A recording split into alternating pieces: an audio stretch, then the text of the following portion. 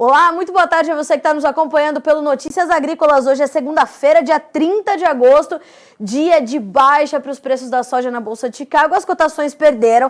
Entre os contratos mais negociados, o setembro já está ali prestes a vencer, já não é referência tão importante, mas entre os principais vencimentos, perdas aí de 13 a 20 pontos nos contratos mais negociados. O novembro, que é referência para a safra americana, fechou com 13 dólares e 3 centos por bushel. O maio, referência para a nossa safra, 13 dólares e 19. Para a gente comentar esses preços e entender quais são as tendências que o mercado está assumindo agora. E mais do que isso, como a gente está esperando o início da safra 21-22 de soja aqui do Brasil, convidado especial no estúdio do Notícias Agrícolas, o senhor Matheus Pereira, diretor da Pátria Agronegócio, mais uma vez conosco no nosso estúdio. Seja bem-vindo, é um prazer receber você aqui. Prazerão é meu, cara. A gente fala tanto no virtual, né? Já fizemos aqui pessoalmente no passado. E poxa, fico imensamente feliz em ser recebido com tanto carinho aqui dentro, por você e toda a equipe Notícias Agrícolas. Espero poder trazer boas notícias sobre o fechamento de hoje, sobre o que vai acontecer neste mercado, né? Mas vamos lá, né? Matheus, acho que a gente pode começar pelo fechamento de hoje, porque o que vem pela frente é um pouco mais complicado, assim, ou exige um pouco mais de profundidade na análise, né? O que a gente viu hoje, essas baixas aí um pouco mais agressivas. O mercado até começou o dia mais estável, sim, foi aprofundando essas baixas. É uma tendência de baixa que o mercado já assumiu ou são perdas pontuais que a gente vai continuar observando? Boa pergunta, Carla. O mercado, né, já há alguns dias ou semanas, ele assumiu uma tendência descorrelacionada com todo aquele otimismo que a gente viveu no primeiro semestre. E por que a gente viveu aquele otimismo passado? A gente teve aquele desequilíbrio, né, que a gente tanto falou aqui. A oferta ela foi insuficiente para o crescimento de demanda. E de fato isso veio sendo precificado em Chicago, né? Chicago chegou a renovar máximos aí de quase 6 anos, 5 anos no primeiro semestre. A gente teve aí soja, Chicago, rompendo a região dos 16 dólares por bushel. E agora a gente já está abaixo dos 13 novamente. E por que isso acontece? Porque todo aquele otimismo no primeiro semestre ele foi precificado, ele foi devidamente precificado, foi colocado, né, um teto onde que haveria racionalidade em colocar a soja a 16 dólares, assim como o milho, né, chegando a encostar acima dos 7 dólares e 50. E agora a gente teve, enfim, a via oposta, aonde que algumas agências, né, de monitoramento, principalmente nos Estados Unidos, né, que tiveram recentemente a ProFarmer, que é um dos maiores tours de safra dos Estados Unidos, né, trazendo resultados ali de uma safra razoavelmente boa, eventualmente recorde em alguns estados dentro do cinturão agrícola dos Estados Unidos. E o mercado começou, enfim, a talvez olhar com uma ótica diferente o mercado, olhar com uma ótica diferente o balanço de oferta e demanda. Certo. Sobre essa visão, né, dessa agência do Tour de Safra da ProFarmer, foi colocada onde que produtividades seriam satisfatórias para trazer tanto uma oferta de soja quanto uma oferta de milho, dentro do suficiente, dentro do necessário para comportar a demanda norte-americana para este novo ano, né, 21-22. Lembrando que safra norte-americana agora já é safra 21-22. Sim. A safra que começa a ser colhida já nessas próximas semanas. Então o mercado assumiu esse baixismo, né, principalmente por uma mudança de ótica, né? Começou a haver, eventualmente, que essa balança de oferta e demanda seria temporariamente equilibrada. Agora, será que a gente pode realmente ditar e determinar que esses números da ProFarmer estejam corretos? Nós da Pátria acreditamos que não, cara. Acreditamos que a gente vê que os números que trouxeram do USDA, né, que eles foram 119 milhões de toneladas, 118 e uns quebradinhos milhões de toneladas para soja, 175 milhões de toneladas para o milho, eles ainda 375 ainda são suscetíveis a novas quebras. E por que disso, né, Carla? As condições de lavouras, né, que são registradas pelo mesmo órgão, né, pelo USDA, trazem aí níveis de condições talvez mais baixos dos últimos 2 a 3 anos. Uma safra pior do que foi 2019, que foi uma safra problemática. Safra de 2020 nos Estados Unidos foi uma safra também com alguns pontos de atenção, né? Especialmente pelo atraso de plantio, atraso de colheita, riscos de geadas no ano passado. Então, neste ano que a gente teve não só problemas de seca depois de plantio, a gente teve excesso de chuvas no sul dos Estados Unidos, ali no delta do Mississippi, em alguns períodos críticos das lavouras. Então, a gente vê que não é justificável, dentro de tantos problemas na safra norte-americana este ano, não seria justificado safras recordes, como o mercado eventualmente assumiu depois do relatório da ProFarmer, e que vem sendo precificado agora com todo esse baixismo. E só, enfim, adentrando um pouquinho na análise técnica das quedas, Carla, Sim. A gente teve também, nesse primeiro semestre, grandes investidores, fundos de especulação, enfim, a parte investidora do mercado agrícola, assumindo, né, essa tendência de alta, viu claramente que a oferta não era suficiente à demanda e começou a adicionar muitas compras no mercado. Sim. Colocou posições compradas, enfim, foi empilhando essas posições compradas ao longo dos últimos 6, 7, 8 meses. E essas posições agora chegaram no momento onde os motivos, né, para sustentar essa tendência de alta se tornaram vagos, assim como os motivos de colocar uma nova tendência de queda também ainda são levianos. Então, por falta de motivo, né, por falta de, eventualmente, bala na agulha, por falta de munição especulativa, o mercado se torna ali um pouco recluso a se manter dentro das operações Sim. ou adicionar novas. E como no mercado agrícola, diferente de outros mercados, a única maneira de sair de um mercado onde você se posicionou é reverter a posição que está aberta. Certo. Como no primeiro semestre a grande parte da especulação adicionou compras, a única alternativa da saída agora seriam adicionar vendas.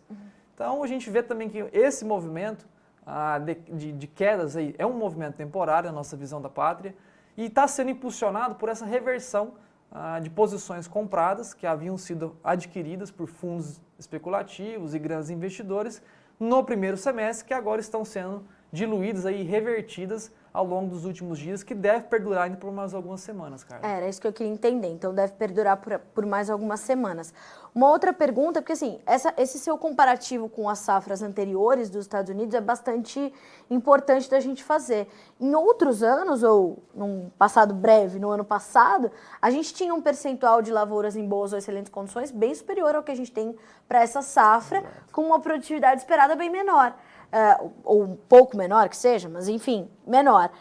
Faz sentido para ti essa diferença na produtividade com esse percentual também bastante diferente? Não faz. Nós, dentro da pátria, né, temos aí alguns modelos de comparações. A gente compara o que o USDA estava estimando nesse exato momento, lá em agosto do ano passado, com as condições de lavouras naquele período. Sim. A gente faz essa comparação todos os anos, né? O USDA possui um histórico ali de mais de 35 anos, okay. Então criar essas tendências de correlações é muito fácil com os dados norte-americanos, talvez um pouco mais complexo para o Brasil, né? Quando a gente traz para nível Brasil, por falta de dados históricos com tanta longevidade quanto os norte-americanos possuem hoje.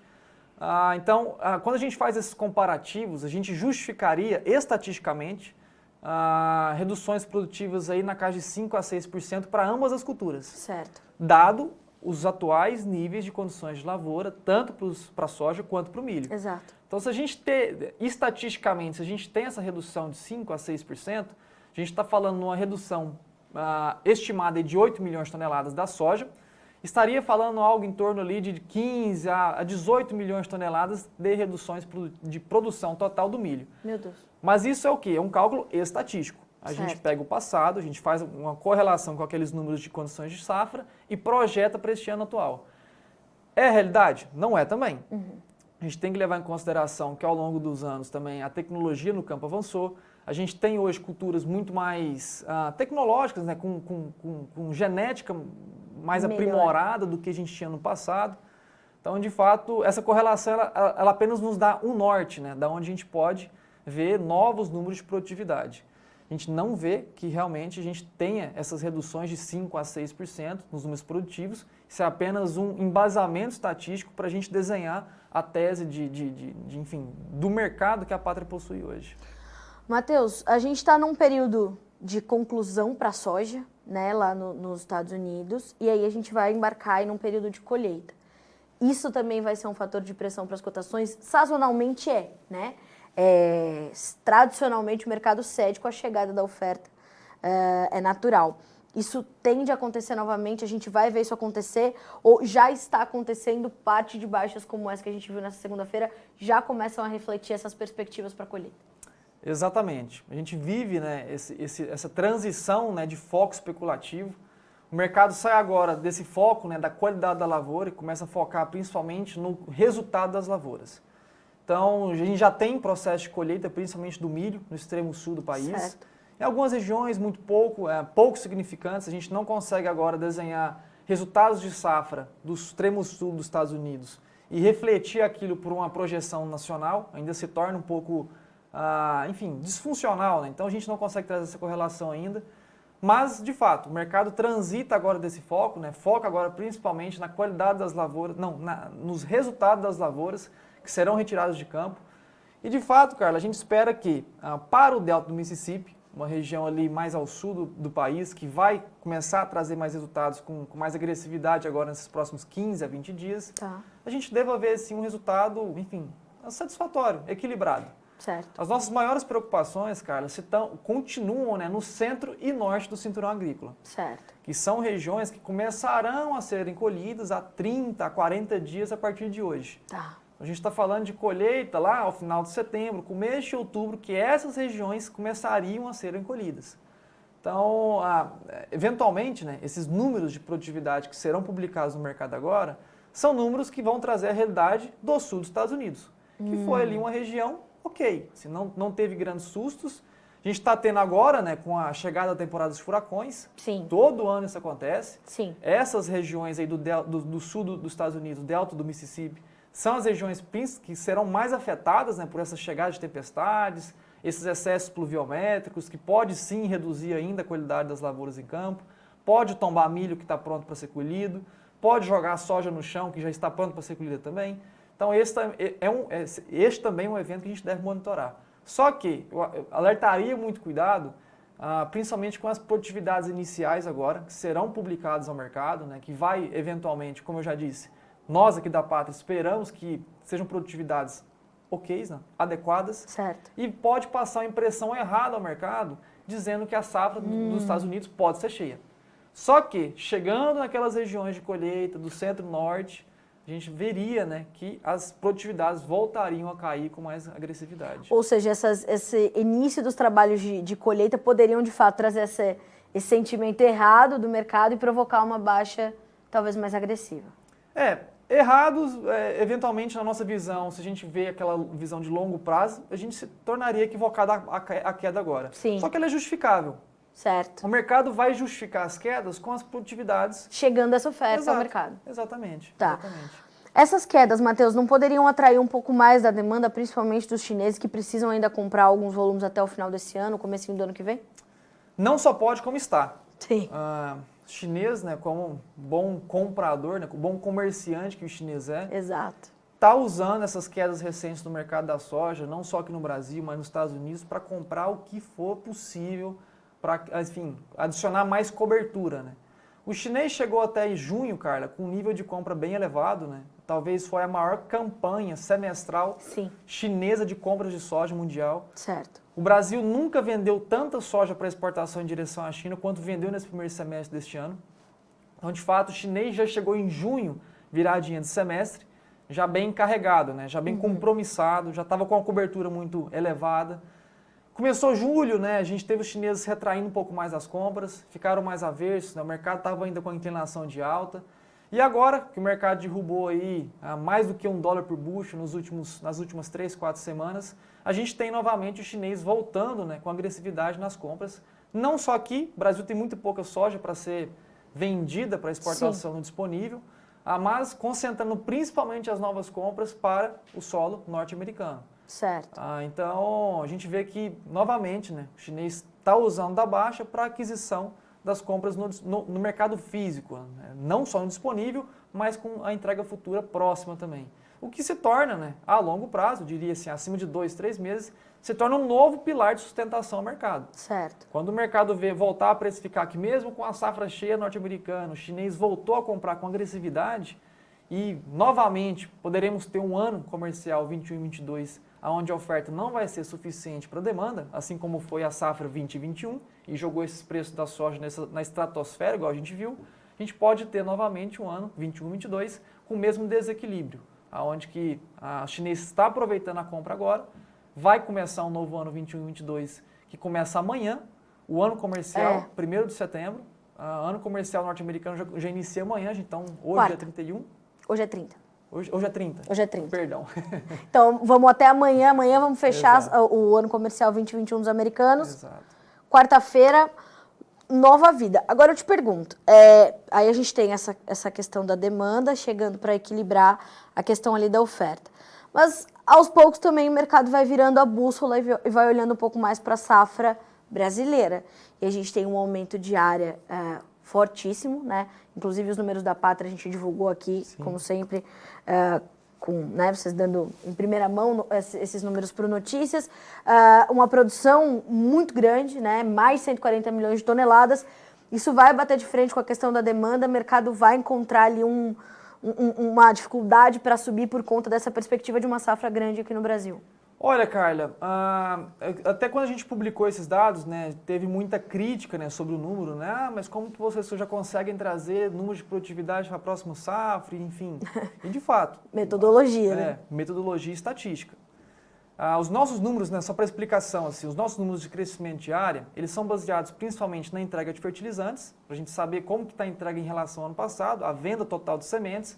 A gente compila esses dados, correlaciona com a intenção do produtor rural, cliente pátria ou parceiros pátria. Certo. A gente correlaciona esses dados para a gente saber, nossa, realmente, este ano justificaria, por conta de alguns dados estatísticos que a gente tem, um crescimento de área de 7,5%. Certo. Perfeito. Chegamos então no número estimado de área. A produtividade, Carla, ela é simplesmente projetada. Sim. A gente pega o crescimento médio dos últimos 5 anos para áreas de fronteira agrícola, que seria ali o Mato Piba, o norte do país, né, que é as regiões do extremo norte, onde que a tradição das lavouras não é tão antiga quanto o centro e centro-sul do país. Sim.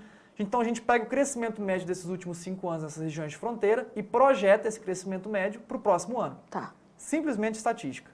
Para o lado centro e sul do país, né, centro, centro-sul e sul do país, a gente pega o histórico dos últimos 10 anos. A gente pega a produtividade, o crescimento médio de produtividade, ele pode ser negativo em algumas regiões, né, onde que sofreu estagnação, enfim, mas a gente pega esse crescimento médio, estatístico, e projeta para o próximo ano. Então a gente tem a estimativa diária, com a projeção de produtividade, então a gente criou a projeção de produção total. Claro. E hoje a gente estima que seria de 144 milhões de toneladas. De fato, uma safra cheia, né, uma safra robusta, uma safra que, para realizar, para ser justificado esses números de produtividade, será necessário, né, um clima ideal para a grande maioria do país, não para todo o país. E para ter essas certezas, a gente ainda está alguns meses, né, de distância para a gente bater na tecla e dizer que este número final vai ser realizado. Então, a gente se atentaria principalmente agora ao número de crescimento de área, que é um crescimento robusto, é um crescimento agressivo, maior crescimento dos últimos 6 anos. Certo. Aqui no Brasil. Somado a isso, cara, temos também neste ano o crescimento de área de milho-verão. Potencialmente também, nas últimas décadas, foram 2 ou 3 vezes que a gente teve o crescimento de soja-verão com milho-verão. A gente vai ter esse ano de novo, incentivado por preços, né? Claro. Esses produtores estão buscando aí zonas de pastagem de baixo rendimento, não só as degradadas, também aquelas de baixo rendimento. Certo. Estão ali tentando fazer a expansão da área, tanto da soja-verão quanto do milho-verão. Então a gente tem para esse ano 21-22, aqui no Brasil, uma grande preocupação com a parte da distribuição de insumos para essa cadeia. Porque teremos 2 grandes safras, 2 grandes áreas em expansão, enfim, que competirão, né, pela essa distribuição de fertilizantes, de químicos, sementes, para essa safra agora 21-22. Então, essa é a grande preocupação.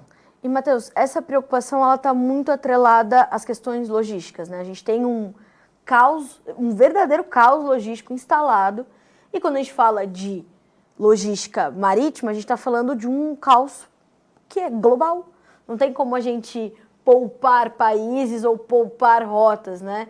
A gente não tem como acelerar o processo. E a gente tem tentado apurar essa situação por aqui, tem visto que realmente há uma crise de contêineres, os fretes marítimos estão disparados.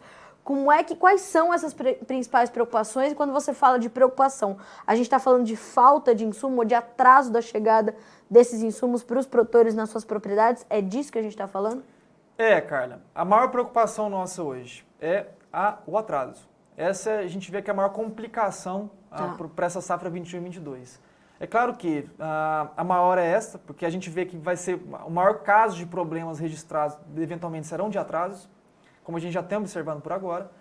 E somado a isso é a falta, né? Realmente o produtor rural que deixou para se organizar agora em reta final, né? Já de preparação. Lembrando que agora já em setembro a gente já tem Paraná, a gente já vai ter Mato Grosso, a gente já vai ter Goiás também, no finalzinho de setembro, já estarão permitidos para o plantio da soja.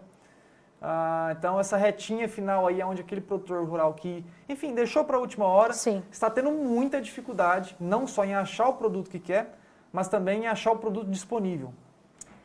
Então a gente vê que por falta de logística, né, a gente teve desde do Covid lá no comecinho do ano passado até agora, Sim. a gente teve toda uma disfunção ali no frete marítimo, né? Grande parte dos fornecedores asiáticos e europeus para produtos que chegavam no Brasil começaram a alocar a logística para distribuir, né, insumos em combate ao coronavírus. Então a gente teve, enfim, uma dificuldade em ter a capacidade de trazer containers para o Brasil, porque Exato. esses containers estavam sendo carregados com outros mantimentos que não eram destinados ao meio agrícola, né? Então a gente está, de fato, preocupado agora com a falta do produto para começar a nova safra 21-22. A gente já está vendo casos, Carla, sendo relatados a nós, né, principalmente agora de gesso e calcário, que produtores rurais que ainda estavam trabalhando, enfim, em algumas áreas de abertura que necessitavam, né, já era hora de colocar no solo, já né? tinha que ter colocado, ou está colocando em retinha final, enfim, na urgência, Uhum. e que agora que é um produto que já não se encontra mais. Meu Deus. Em algumas regiões, principalmente ali em Minas Gerais, Goiás, aquele que ainda não fez aquisição desses insumos específicos agora, como gesso ou calcário, infelizmente não está conseguindo mais ofertas para serem entregues neste ano. O mesmo acontece com fertilizantes, Carla. Em algumas regiões do Brasil, especialmente centro-norte do país, aquele que ainda não fez as compras de fertilizantes não tem conseguido achar algumas misturas específicas. E quando acha misturas, os prazos de entrega estão prolongadíssimos. Assim, já colocaria, né, muito desespero aquele que quer colocar semente no chão dentro de um tempo hábil.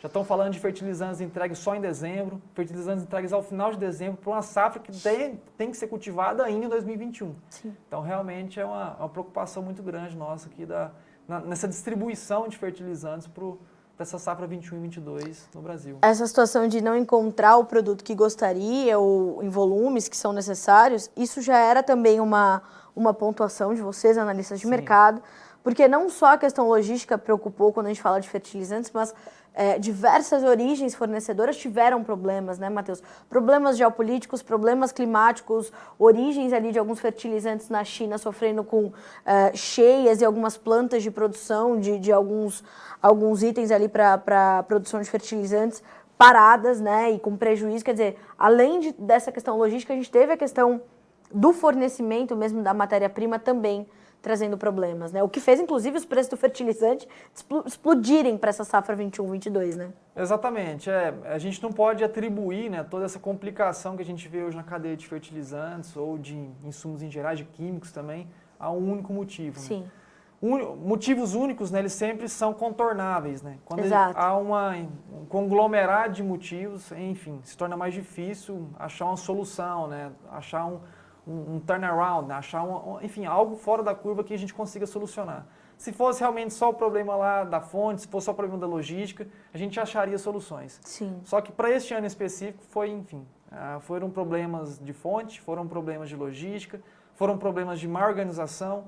Então, infelizmente, a grande preocupação para a safra 21-22 nossa não tem sido mais preços de venda, não tem sido mais preços de aquisição, não tem sido mais preços de comercialização futura da soja, do milho. Nossa principal preocupação continua sendo ao produtor rural que ainda não se preparou, que está sofrendo problemas que, me preparei, Matheus, havia feito a aquisição dos meus insumos antes, só que ainda não consegui recebê-los. Então, essa é a nossa maior preocupação, é não ter uma safra 100% cultivada Sim. dentro daquela expansão de área que nós projetamos.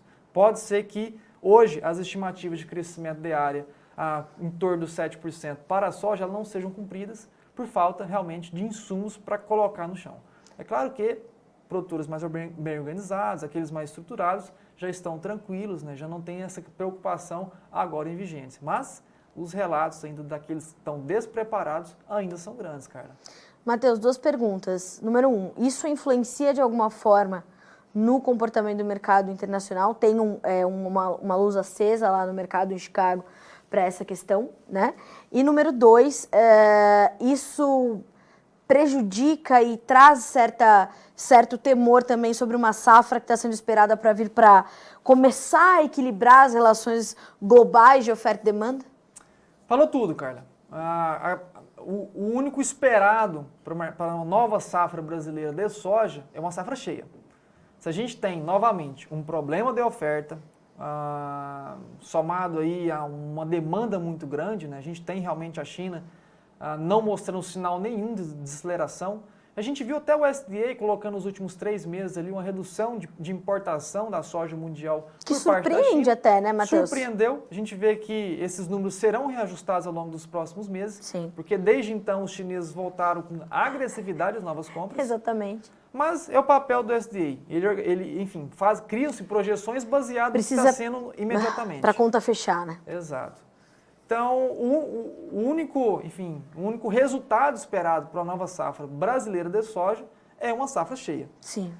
Claro que tivemos aí complicações no meio do caminho. A área do Brasil não cresceu 7%, cresceu 5%, menos que isso, 4,5%. A gente teve complicações de clima no sul do país, com a chegada de um novo La Niña, que vem se desenhando por aí.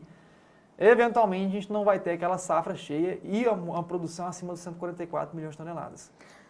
Cortes nessa produção, estimada de 144, resultaria em novos momentos de alta no mercado internacional da soja. E não distante, né, Matheus? A gente viu o relatório de maio ou junho do USDA trazer uma área sem mexer com nada no relatório de março do Prospective Plants, o mercado subiu um paredão, né? Exato. Chegou a subir 70 pontos lá na sequência do relatório que trouxe uma área igualzinha ao número de março, ou sei lá, qualquer coisa nesse sentido. E a gente viu o mercado dar uma super puxada. Então, quer dizer, um não aumento de área na proporção que o mercado está esperando poderia provocar, então, uma subidinha lá das cotações em Chicago, até que a gente entenda também qual vai ser o volume que o Brasil vai entregar ao mercado. Com toda certeza, Carla. Assim como foi a safra norte-americana, e a gente insistiu várias vezes nisso, de que a safra norte-americana só teria só havia, né, um resultado esperado, que era uma safra cheia. Isso. Não tinha, enfim, não era esperado nada além de uma safra Sim. cheia. É o mesmo que isso acontece para o Brasil. Certo. A gente começa agora com um mercado extremamente tensionado, uma especulação extremamente sensível, e no aguardo, na expectativa de uma safra cheia brasileira, tanto soja quanto milho. Se a gente tem um novo ano complicado aqui, para o balanço, aqui no Brasil a gente teve problemas graves aí no milho, a gente não teve problemas tão grandes na soja específica esse ano. Mas se a gente tem um novo ciclo safra 21-22 com algum probleminha, a gente deixa mais um ano, enfim, esse desequilíbrio entre oferta e demanda. Basicamente, pessoal, a gente sempre fala isso quando a gente está ao vivo, que as tendências do mercado elas são criadas ao longo prazo basicamente pela falta ou pelo excesso daquele produto em específico que está sendo analisado. Certo. A soja e o milho, em 2020 e em 2021, assumiu essa tendência altista, porque no longo prazo mostrava-se, né, que mesmo com a safra cheia no Brasil, uma safra cheia nos Estados Unidos, a demanda era tão grande que não era o suficiente para comportar tudo aquilo que o chinesinho queria comer lá do outro lado do planeta. Se tudo desenha da mesma maneira que a gente prevê para 2021-22, a gente continua com esse desequilíbrio. Safra cheia brasileira, safra cheia norte-americana, chinês continua comprando ainda mais do que o suficiente que a gente tem produzido aqui em todas as Américas. Então, o desequilíbrio aparentemente continua para 2022, a não ser, claro, que mude alguma política do outro lado do planeta, lá na China, e que essa demanda, de fato, não continue em crescimento como vem sendo mostrado dia após dia.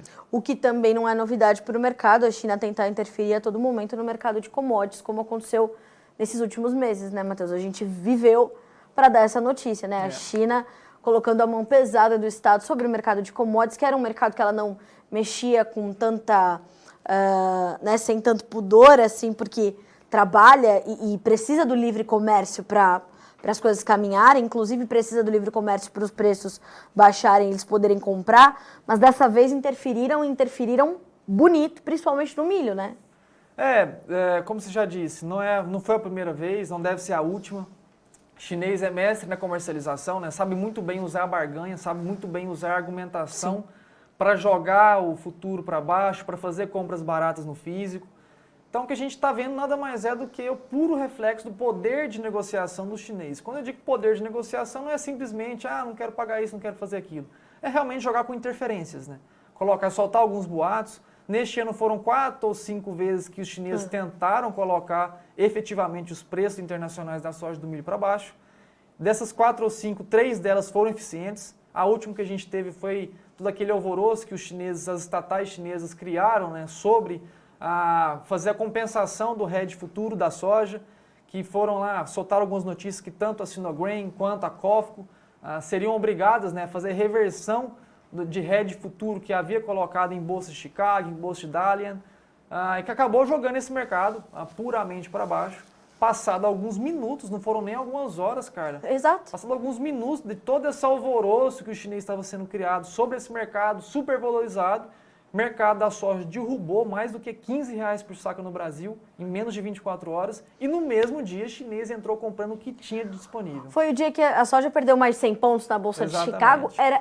Matheus, era uma coisa sem precedentes, né? Chicago ampliando os limites de baixa durante a sessão e todo mundo tentando entender, é um pouco de China, um pouco disso, um pouco daquilo. E assim, também num passado muito recente, a gente está falando de todo aquele alvoroço que se fez sobre a guerra comercial. De fato, os chineses se contraíram muito nas compras americanas, levaram tudo que a gente tinha de soja, era $3 de prêmio em cima de Chicago, mas a guerra comercial continua, Matheus. Eles não chegaram a um acordo, né? E fizeram a fase 1, não alcançaram as metas de compra que estipularam ali com os americanos. E, cara, vez ou outra eles vão ter que voltar para a oferta americana porque não tem para onde correr, né? É o famoso G3 da soja, né? É Estados Unidos e a sazonalidade obriga o mercado chinês a fazer essas compras também, olhando para os dois lados, né, Matheus? E tocando nesse assunto sobre a guerra comercial, Carla, havia expectativa, né, que o Biden, que assumiria ali um posicionamento diferente de Trump, né, nessa relação com os chineses, criou a expectativa de que seria rapidamente resolvidos os problemas comerciais, né, com os chineses e Estados Unidos, enfim. Só que esses problemas, aparentemente, ao mercado, estão longe de serem resolvidos. Exato. Já tentaram algumas negociações, enfim, não foram muito amistosas, não foram muito amigáveis. E, na nossa visão, realmente é difícil hoje ser revertido um cenário que já está, enfim, riscado no mercado. O mercado já entende hoje que, enquanto que o chinês for China e os Estados Unidos for Estados Unidos, esses atritos comerciais existirão, independente de quem esteja no poder. Enfim, a gente não vê que há uma solução fácil de ser colocada para reativar, enfim, o laço comercial como era lá em 2017, antes de toda essa guerra comercial se iniciar. Então, o mercado já começa a se habituar, né, de que enquanto estiver soja norte-americana disponível e não estiver brasileira, tudo bem, vamos concentrar as compras nos Estados Unidos. Agora, se existe soja aqui no Brasil ou na Argentina, chineses, vamos concentrar as compras lá para a América do Sul, pois os conflitos políticos por lá ainda não existem. E espero que continue por assim. Até porque é isso que a gente tem visto agora, né, Matheus? Acho que caminhando assim para a fase final da nossa entrevista, que é entender o que tudo isso significa para o produtor brasileiro, primeira pergunta, a gente tem de fato nesse segundo semestre uma disputa entre exportação e demanda interna, isso está ajudando, é um dos fatores importantes de suporte para as cotações da soja aqui no Brasil, nos níveis que estamos vendo, que ainda são níveis muito elevados? Existe, Carla. A indústria hoje se paga muito mais do que a exportação, soja e milho, por falta do grão. A soja a gente já está próximo a um esgotamento do grão comercializável. O que é isso? É basicamente um termo que a gente usa para aquela soja, né, que ela está em campo e ela está susceptível a ser comercializada. Não adianta a gente ter soja hoje em armazém se a estratégia daquele que está segurando o grão já foi você colocar, vamos arrastar essa soja para o próximo ano. Por contas fiscais ou por estratégia comercial. Então a soja comercializável no país ela está próxima de ser esgotada. A gente vê que até meados de novembro a gente já deva ter esgotado essa soja comercializável, né, que é essa soja susceptível a estar vendida. Certo. Passado isso, de fato, os prêmios, não só de exportação, como os prêmios domésticos para a originação do grão, eles terão que ser elevados. Certo. Então, no curto prazo, Carla, eu diria aí nessas próximas 4 a 6 semanas, o mercado, de fato, vai assumir essa tendência internacional de preços caindo. Enfim, a gente vai ter uma redução dos preços ofertados tanto da soja quanto do milho aqui internamente no país. Certo. Só que, esgotando essa oferta comercializável, o mercado volta a querer essa sustentação de altas tanto para a soja quanto para o milho. Então a gente vê que o mercado, por agora, vai passar por esse baixismo, vai passar por essa sangria que a gente está presenciando agora nessa segunda-feira, já começando a semana sob essa sangria total, mas é uma tendência que ela tem esse prazo de duração limitado, de 4 a 6 semanas mais ou menos. A partir daí, com esse esgotamento dessa oferta, como eu já disse, o mercado volta a assumir uma tendência altista, independente e descorrelacionada ao mercado internacional. Pois aqui, internamente no país, a gente não tem grão suficiente para comportar a exportação e a demanda doméstica, caso nenhuma das duas venha a ser cortadas. No milho, a gente vê cortes de exportação, na soja, a gente tem que ver agora alguns cortes de demanda doméstica, pois a exportação está agressiva.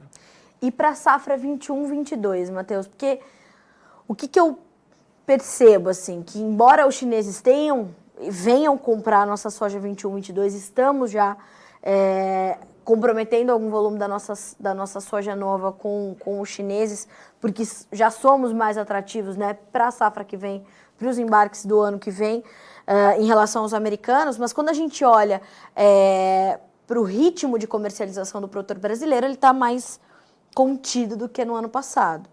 Tem ali um fantasma na cabeça do produtor que vendeu e não vendeu mal no ano passado, quando vendeu ali a R$80. É preciso a gente frisar isso, né, Matheus?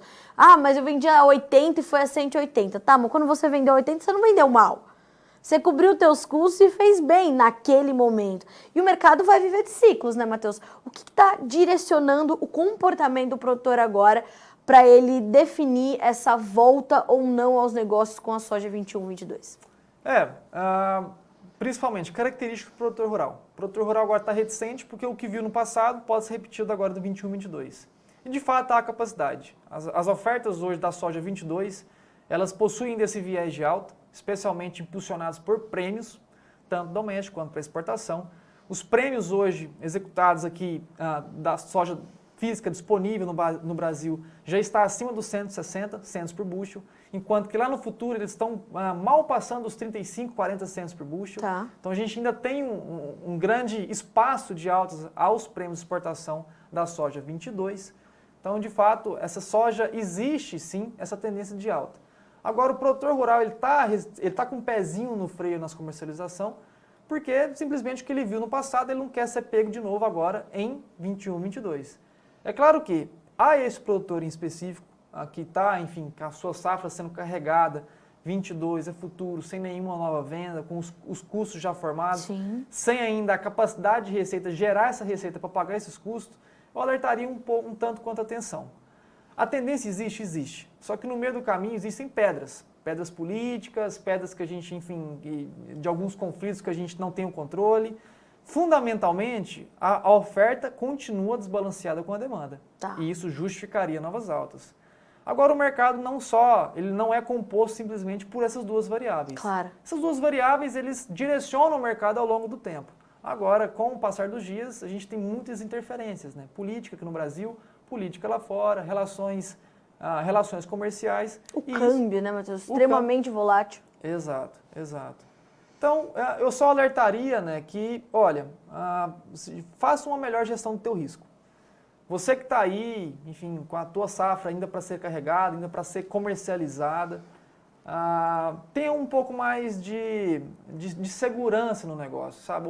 Hoje a agricultura brasileira ela é muito profissional, em produzir o grão com qualidade, sustentabilidade, fazendo uma expansão extremamente saudável pelo Brasil, né? Pegando principalmente essas áreas de pastagem de baixo rendimento, colocando elas para serem áreas produtivas com soja e com milho. Só que quando parte para a parte de comercialização, a gente sente ainda que o produtor rural ele ainda não tem o acesso e o conhecimento de várias ferramentas do mercado que proporcionariam essa segurança. Você hoje, produtor rural, pode sim carregar o teu grão para 2022, sem fazer nenhuma comercialização a termo, que seria basicamente vender a futuro, entregar a futuro e receber a futuro. E mesmo assim você está protegido por uma política ou um seguro de preço mínimo. Seria aí usar o mercado de opções, usar o mercado de futuros. São ferramentas que estão aí distribuídas há mais tempo do que a soja existe no Brasil, cara. Eu até brinco que antes de chegar a soja no Brasil já existiam essas ferramentas lá fora. Exatamente. Então realmente é usufruir dessas ferramentas. Para você que não sabe como usar, aconselho a você entrar em contato conosco aqui da Pátria Agronegócios. A gente vai te orientar, vai te mostrar como funciona. É só acessar nosso site, né, Carla? www.patria.agr.br. Lá você faz o cadastro, a gente vai entrar em contato contigo para te explicar melhor como funcionaria isso. Mas enfim, é gerir o teu risco. O teu risco você sabe, é o custo de produção. Pelo menos isso, a gente tem que ter uma receita já projetada para ser recebida em 22. E claro, ter uma gestão da informação, ter uma gestão da tendência do mercado. Claro. Como eu disse, no longo prazo, oferta e demanda lidera. Agora, no meio do caminho, existem sempre pedras, né? Que a gente tem que monitorá-las dia após dia, minuto após minuto. E eu sempre costumo dizer, né, Matheus, você tá sempre lá no Jornalista da Soja, no perfil que a gente faz a gestão ali no Instagram, para trazer esse tipo de informação. Eu sempre bato muito nessa tecla. Tenha ao seu lado um profissional de confiança que vai te indicar os melhores momentos de compra de insumos, de venda da tua safra, de travar o câmbio, de travar o prêmio, de travar o dólar.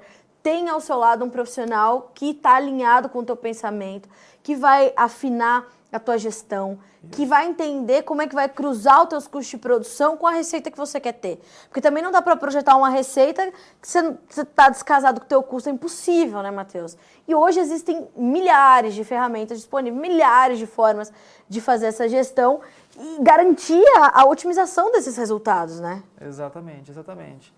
E assim, muitas das vezes, cara, a gente sempre que a gente vai conversar com um novo cliente, enfim, uma pessoa que está interessada em entender sobre esse negócio, Sim. Pode parecer algo de outro mundo. Só que são ferramentas fáceis de serem entendidas. Sim. Depois que caem no hábito, aquilo se torna, enfim, um hábito. Se torna algo que corriqueiro, algo que não parece exagerado. O risco tem que ser controlado. A gente, enfim, a única mensagem que a gente sempre deixa é que não seja imprudente. Claro. O produtor rural já sofre com tanto problema de dentro de porteira, com falta de chuvas, coisas que a gente não consegue ter na mão controlável.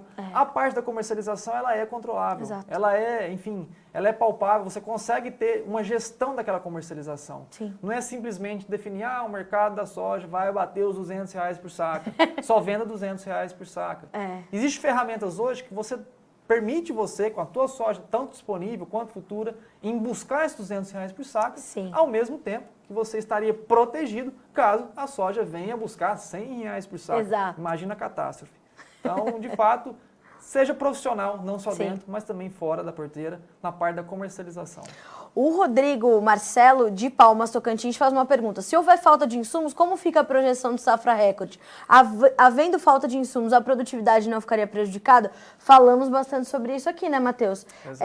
Pessoal, essa entrevista vai ficar salva, né? Já ela vai estar disponível para você na íntegra que está chegando agora. O Matheus falou bastante sobre isso, mas em suma, né, Matheus? Sim, isso poderia, de fato, prejudicar a nossa safra e a gente ter resultados ali aquém do que a gente está projetando nesse momento dentro de uma normalidade ou de atrasos ainda aceitáveis, né? Exato. E é uma boa pergunta. E só ressaltando, os nossos números de produtividade, eles são projetados, eles não são estimados. Sim. Então, a gente não tem hoje, enfim, uma análise para saber, a produtividade vai ser assim porque o clima está assim, assim, assado. Certo. Isso seria simplesmente dar um tiro para cima e ver onde a bola cai. Então, a gente está só projetando baseado em estatística. E claro, se a gente tiver todos esses atrasos, como a gente vem adiantando por agora, para fazer a entrega, não só atrasos, como as faltas, a gente vai ter com toda certeza uma redução também de teto produtivo, dificultando então a produção total brasileira em chegar naqueles 144 hoje projetados, não estimados. Matheus, que prazer receber você aqui no nosso estúdio. É sempre bom ter você aqui, né? De qualquer forma, mas é muito bom saber que você está aqui trazendo essas informações. A gente tem mais tempo, né, para entender as análises.